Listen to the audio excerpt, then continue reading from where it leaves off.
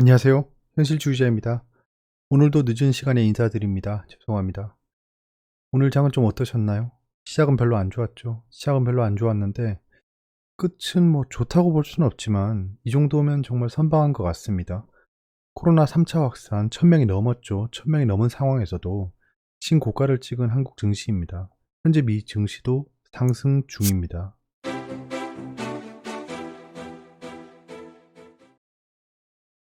예, 1000명 이상 확진에도 불구하고 신고가 랠리를 진행하고 있죠.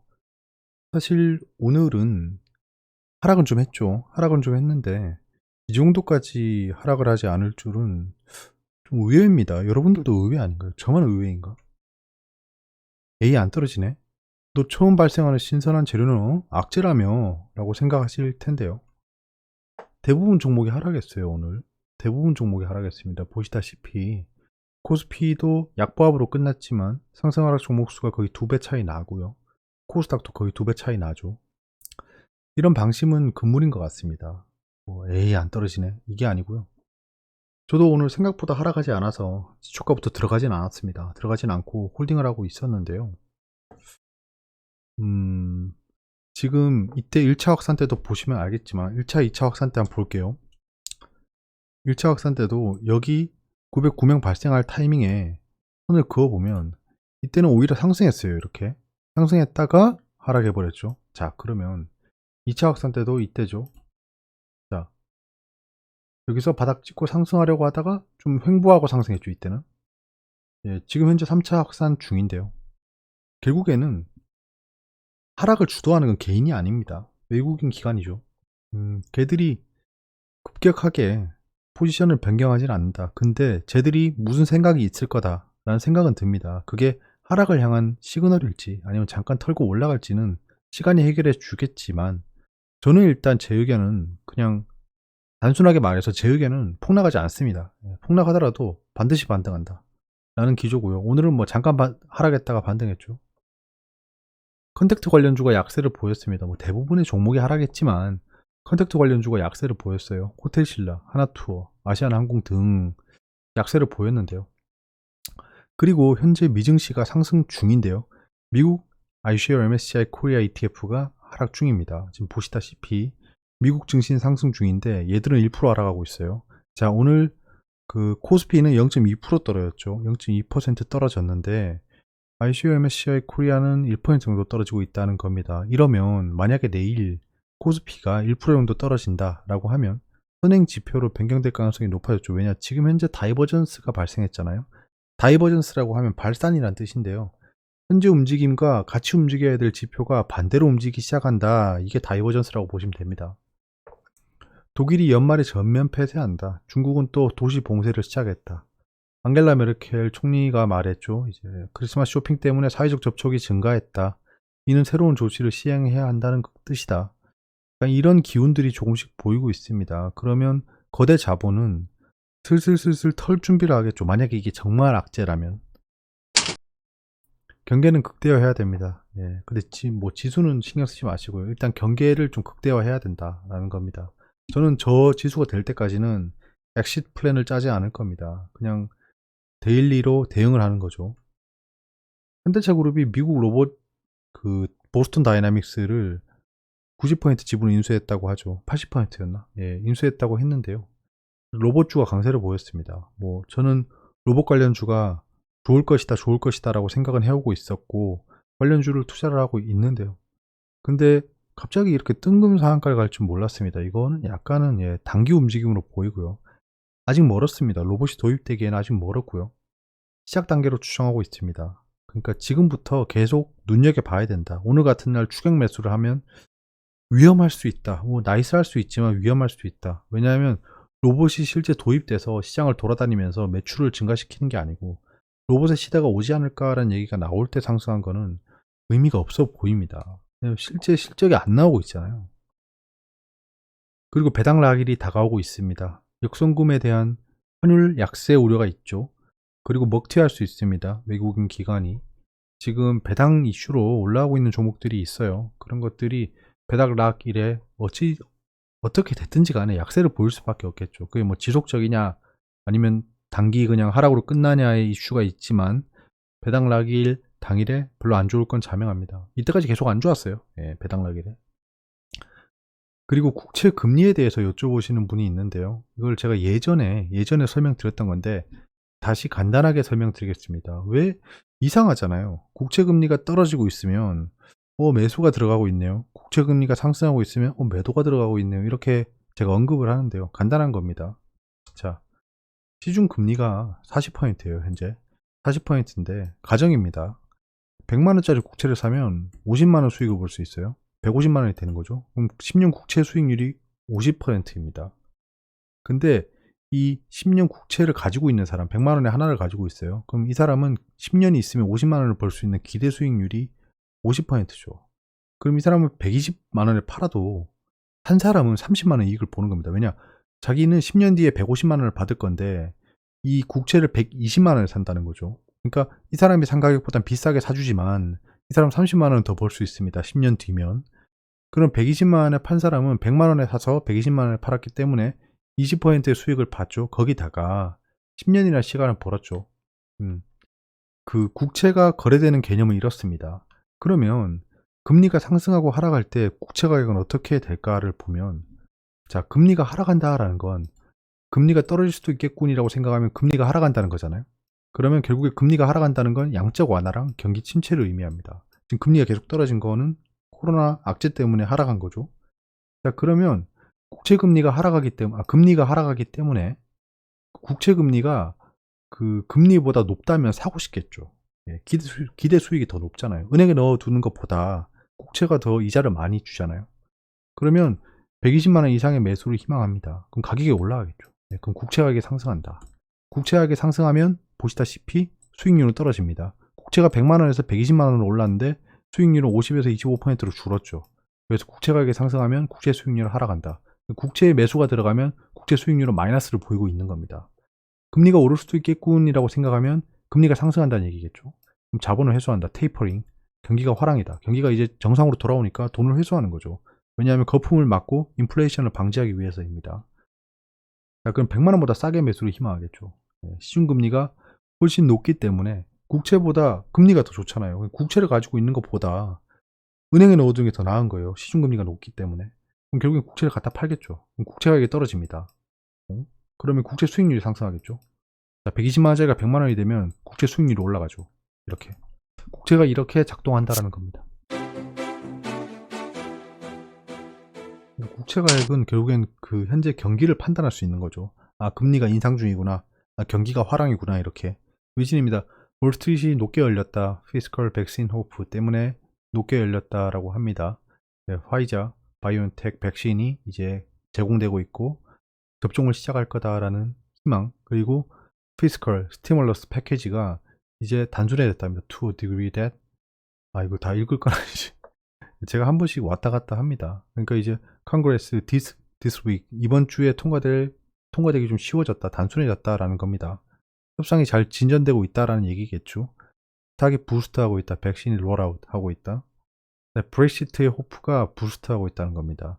브렉시트도 이제 노딜이 아니고 좀 협상될 수 있지 않을까라는 희망이 생기고 있다는 거고요. 그것이 파운드와 스털링의 상승을 이끌어오고 있다.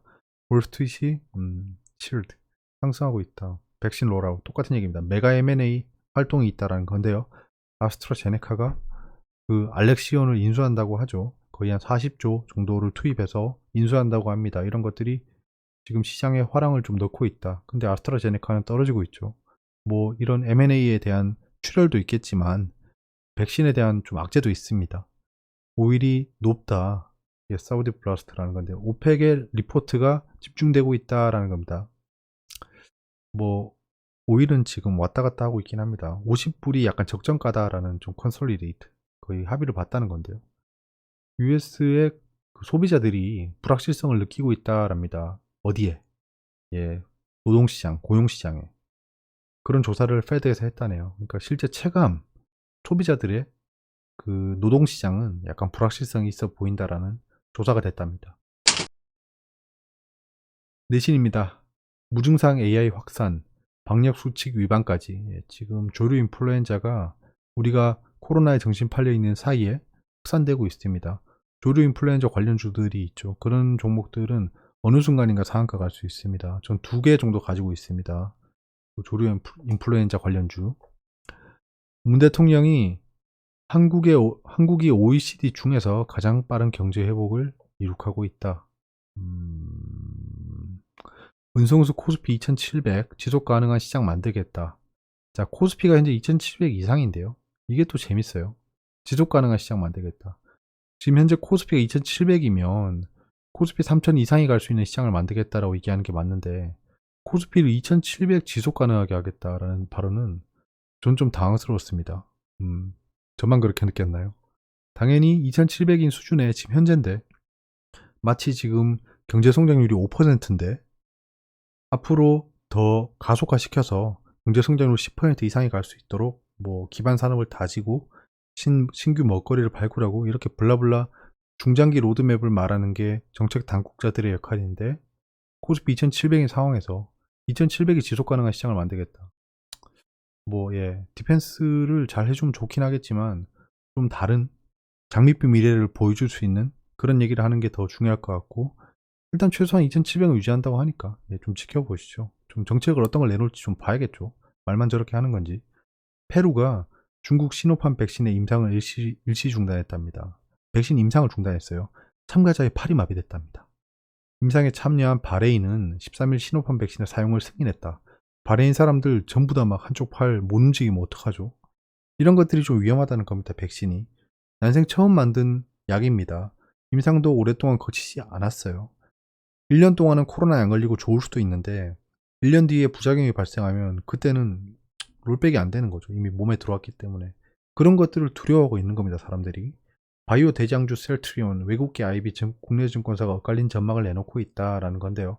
JP모건 21만원 비중 축소, 크레디트 스위스도 두 차례나 걸쳐 냈다는 거에서 조급함이 보이는 거예요. 이런 거는 얘들이 좀 경거망동까지는 아니지만 좀 급한 마음에 패를 깠다라는 게 보이고요. 골드만삭스와 모건 스탠리도 지난달 말 셀트리온의 목표 주가를 각각 12만 2천원, 13만 원으로 제시하며 매도 비중 축소 의견을 냈다라는 겁니다. 그 사람들은 전부 다 공매도 주체일 겁니다. 어떤 분들이 국내 기관이 공매도를 이끌어간다, 뭐 삼성 바이오로직스가 공매도를 이끌고 있다, 뭐 이런 의견을 내시는 걸 봤어요. 근데 좀 모르겠어요. 그냥 이런 데이터만 보면서 좀 판단하는 겁니다. 그리고 어제자 기사에 제가 말씀드렸다시피 그 크레딧 스위스 같은 애들이 현재 공매도 포지션 상입니다. 만약에 뭐 국내 기관에서 외국계 증권사에 공매도를 의뢰했으면 뭐 그럴싸하지만 쟤들도 지금 리포트를 내고 있잖아요. 그러니까 그런 걸 봤을 때 외국계 증권사들이 공매도의 주체다라고 전 여겨집니다. 그들이 지금 그래서 공매도 포지션 방어 및 그 적절한 가격에 숏 스퀴즈를 하기 위해서 지금 저런 리포트를 내고 있다라고 가설을 세우고 있습니다. 그래서 제가 매수를 들어간 거고 홀딩하고 있습니다. 단기적으로 흔들리더라도. 오늘 뭐 단칸 대형 제조업 지수가 좋게 나왔다는데 그래도 마이너스입니다. 뭐 그래도 일본도 회복하고 있네요. 내일은 이제 중국 산업 생산이 살짝 좋게 나오고요. 영국의 지표들이 개선되는 모습이 보입니다. 내일은. 그렇기 때문에 경제 지표로 하락하는 일은 없을 거다. 오늘 뭐 기재 부총리께서 혁신성장 빅3 추진회의가 있었고요. 뭐 별다른 이슈는 없었습니다. 버스 와이파이 전국 구축 성과 보고에 이게 있었는데 와이파이 관련주가 상승하는 모습은 보여주지 않았어요. 지금 그것을 봤을 때 5G 관련주들이 약간은 펀더멘털이 약해지고 있다라고 여겨집니다. 이제는 5G 서비스업 쪽이 좀 수혜를 보겠죠. 대표적인 게 SK텔레콤, KT, LG 그 U+ 같은 것들인데요. 그분들이 요금제가 조금 흔들리고 있죠. 그래서 약간 전 날레이티드입니다. 저는 지금부터는 SK텔레콤부터가 다 좋아질 거다라고 1분기부터는 좋아질 거다라고 말씀드렸던 건데 요금제가 어떻게 작용할지 모르겠네요. 자, 지금 미 대선 선거인단 투표 진행입니다. 뭐 배신 투표가 나오지 않는 이상 바이든 그 당선인이 아마 300표 이상을 받을 건데요. 미 대선은 현재 약간 시계 제로입니다. 시계 제로기 때문에 전 그냥 관망하겠습니다. 바이오 혁신 신성장 대전이 다가오고요. 29일은 그 2020년 배당락일입니다. 참고하시고요. 그 12월 28일까지 매수하면 배당을 받을 수 있습니다. 11월 28일까지입니다. 28일까지. 이거 분명히 여쭤보시는 분들이 있을 거예요. 12월 28일 시간 외까지 매수를 하셔야 배당을 받을 수 있습니다. 29일 시초가부터는 별로 안 좋죠. 배당 관련 주들이. 늘 그래왔습니다. 늘 그래왔어요. 자, 오늘 증시는 이렇게 움직였는데요. 지켜볼 만한 건 당연히 우리 미스터 호랑말코 기관 투자자들이 기관 투자자 중에서도 금융 투자가 또 잡아 던지고 갔는데요. 뭐 어쩔 수 없습니다. 단기간에 1조 넘게 샀기 때문에 오늘 7천억을 그냥 해치를 한 거죠. 어차피 얘들은 그냥 포지션을 왔다 갔다 하는 겁니다. ETF랑 옵션 선물을 왔다 갔다 하는 움직임이고요. 그래서 뭐 시장에 영향을 주는 매도는 아니었다 보여집니다. 그걸 또 개인이 그대로 다 샀네요. 코스피는 약보합, 코스닥은 강보합을 이루었는데요. 지금 코스닥은 그래도 외국인이 시총 상위 종목 중심으로 매수를 해가지고 시장을 좀 방어할 수 있었습니다. 뭐 큰 움직임은 아니고요. 지금 보시면 외국인이랑 개인이랑 데칼코만이죠. 거의 뭐 누가 먼저일까요, 여러분? 외국인이 산 게 먼저일까요? 개인이 판 게 먼저일까요? 오늘 같은 경우에는 외국인이 사는 게 먼저였다고 보여집니다. 그 다음에 볼 거는 시간외에서 조금 상승하고 끝났고요. 미증시 선물이 좋았기 때문에 그렇습니다. 투자자 예탁금은 좀 투입되고 있고 신용융자가 19조를 돌파하겠네요. 이것도 뉴노멀이긴 하네요, 진짜. 제가 12조인가 그때부터 말씀드렸던 것 같아요. 뉴노멀 시대가 도래한다. 그때 뭐 저한테 쓴소리 하시는 분도 있었지만 지금 안 계시겠죠. 제가 신용융자가 높아지는 거는 경계해야 된다라고 했는데 장이 상승하면서 신용융자가 늘어날 때 이제 투자자 예탁금도 굉장히 많이 늘었고 신용융자도 규모가 커지고 지금 현재 저금리 시대로 들어갔기 때문에 신용융자는 지속적으로 상승해서 아마 20조가 넘어도 뉴노멀일 것 같습니다 라고 했는데 그걸 받아들이시지 않더라고요. 네. 뭐 잘 모르겠습니다. 아무튼 20조까지가 맥시멈이라고 그냥 보여집니다. 이거는 제가 뭐 정확히 계측하고 이런 게 아니고요. 투자자 예탁금 증가 규모가 2배였기 때문에 평소 신용융자 2배까지 늘지 않을까라고 그냥 산술적으로 계산했습니다. 미증시는 이제 상승 중입니다. 나스닥 중심, 바이오, 그 다음에 테크 관련주 중심입니다. 테슬라, 그 다음에 벨로다인, 라이다 같은 것들이 오르고 있죠. 미국채는 보시다시피 거의 뭐 매도가 들어간 거죠. 자, 원달러가 지금 강세를 보이고 약세를 보이고 있습니다. 그래서 지금 MSCI 펀드 지수가 약 1% 가까운 하락을 보이고 있고요. 이게 내일 한국 지수에 어떤 영향을 줄지는 좀 일단은 안 좋은 영향을 줄 것 같습니다. 왜냐하면 외국 자본이 우리나라 시장이 잠자고 있는 사이에 별로 안 좋을 것 같다라고 판단하고 있는 거고 그거 중에 하나는 코로나 확산일 거고 락다운의 우려가 있지 않을까라고 생각합니다. 그들은 지금 현재 우리나라 시장을 보면서 펀드를 팔고 있는 거잖아요. 금은 지금 현재 위험자산 선호 현상으로 인해서 하락하고 있는데요. 금 ETF, 금 ETF 앵무새처럼 지금 맨날 금 ETF만 사지도 않고 얘기하고 있는데요. 누가 보면 뭐 ETF 뭐 홍보받은 줄 알겠습니다. 그런 거라도 있으면 좋겠지만 그렇지는 않고요. 좀 매수를 좀 지켜보고 있습니다. 언젠가 살 거예요, 진짜. 이거 억울해서라도 사야겠다, 진짜. 궁금한 게 있으면 댓글로 말씀해 주세요. 여기까지고요. 월요일 이번 한 주의 시작이 뜨뜻미지근했지만 생각보다는 나쁘지 않았다. 근데 이걸로 방심할 필요도 없고요. 어차피 제 돈 1,000원이 들어갔어도 방심하면 안 됩니다. 여러분 오락기에 100원 넣고 게임할 때도 방심하지 않고 하잖아요. 근데 주식시장에는 몇백만원, 몇천만원, 몇억이 들어가 있습니다. 그런 시장에서 오늘 뭐 하루 상승했다고 막 가드 내리고 좋다 이러고 있을 사람들도 없고요. 그렇기 때문에 여러분들은 이번 한 주 동안 좀 경계를 하면서 시장을 지켜보면서 하락하지 않으면 다행. 상승하면 콧노래 부르면서 보면 되는 건데 남들이 콧노래 부르고 상승할 때 어깨춤을 추고 있을 때 우리는 약간 그 해치 전략을 세우는 게 그게 투자의 기본이 아닐까 합니다.